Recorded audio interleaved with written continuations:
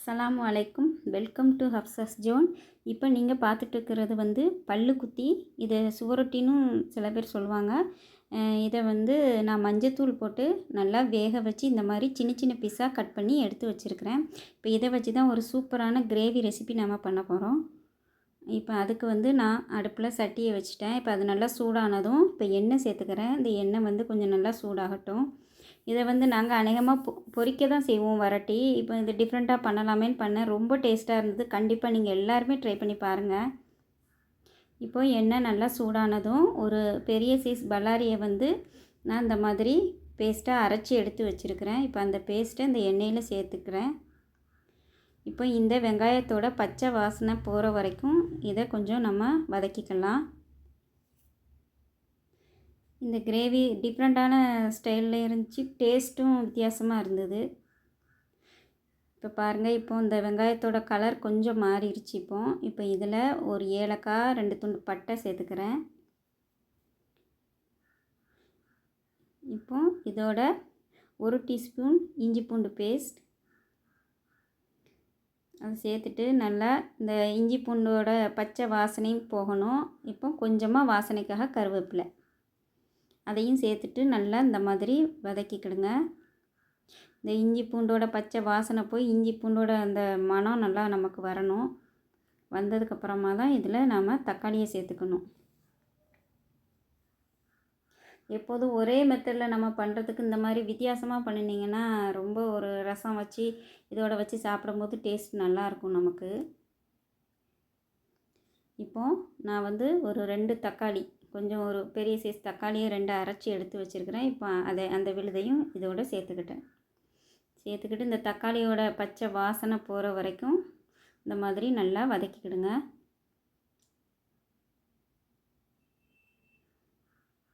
இப்போ பாருங்கள், இந்த தக்காளியோட கலரும் கொஞ்சம் நல்லா மாறிடுச்சு. இப்போது நாம் வந்து இதுக்கு தேவையான அளவு மசாலா சேர்த்துக்க போகிறோம். அதுக்கு 1/2 டீஸ்பூன் மஞ்சள் தூள், 1/2 டீஸ்பூன் மிளகாய்த்தூள், 1 டீஸ்பூன் கரம் மசாலா,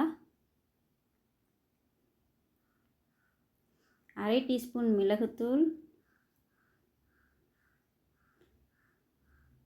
1 டீஸ்பூன் தனியாத்தூள்,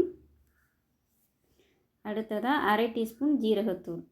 இவ்வளோத்தையும் சேர்த்துட்டு இந்த மசாலாவோட பச்சை வாசனை எல்லாம் போகணும். அதுக்கு நாம் கொஞ்சம் நல்லா வதக்கி எடுத்துக்கலாம்.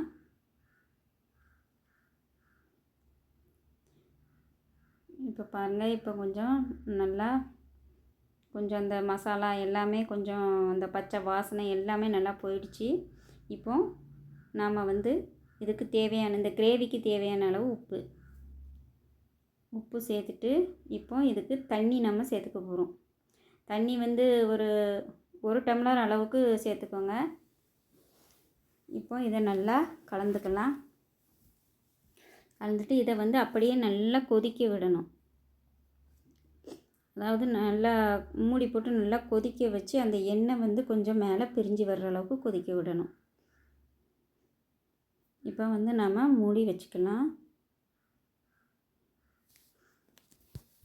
இப்போ நல்லா கொதிக்கட்டும். இப்போ பாருங்கள், இப்போ நல்லா கொதித்து இப்போ பாருங்கள் அந்த எண்ணெய் எல்லாம் மேலே பிரிஞ்சு வந்திருக்கு. இப்போ இந்த ஸ்டேஜில் தான் நாம் வந்து வேக வச்சு பீஸ் போட்டு எடுத்து வச்சுருக்கோம் இல்லையா, அந்த பல்லுக்குத்தி, இந்த சூரட்டியை நம்ம இதோட சேர்த்துக்கணும். ஏன்னா இது வந்து ஏற்கனவே நல்லா நம்ம வேக வச்சுருக்குறோம். அதிலே வந்து நல்லா முக்கால்வாசி வெந்துருச்சு. இப்போ இதை சேர்த்துட்டு ஒரு 5லேருந்து ஒரு 10 நிமிஷம் அப்படியே தீயை வந்து ஸ்லோ ஃப்ளேம்லேயே வச்சு நீங்கள் நல்லா வேக விடுங்க. ஹையாக வைக்கக்கூடாது. வச்சிங்கன்னா உங்களுக்கு அடி பிடிச்சிரும். இப்போ பாருங்கள், பார்த்தீங்களா, இப்போ எவ்வளோ சூப்பராக இந்த கிரேவி வந்து நமக்கு பக்காவாக ரெடி ஆயிடுச்சுன்னு. பார்க்கவே எவ்வளோ சூப்பராக இருக்குது. இப்போ இதுக்கு மேலே நாம் கருவேப்பிலையை நம்ம தூவிக்கணும். மல்லி இலை தூவக்கூடாது. தூவினீங்கன்னா டேஸ்ட்டு மாற்றிடும். கண்டிப்பாக உங்களுக்கு இந்த ரெசிபி எல்லாருக்கும் பிடிச்சிருக்குன்னு நம்புகிறேன். கண்டிப்பாக எல்லோரும் ட்ரை பண்ணி பாருங்கள். லைக் பண்ணுங்கள், ஷேர் பண்ணுங்கள், சப்ஸ்கிரைப் பண்ணுங்கள். தேங்க்யூ.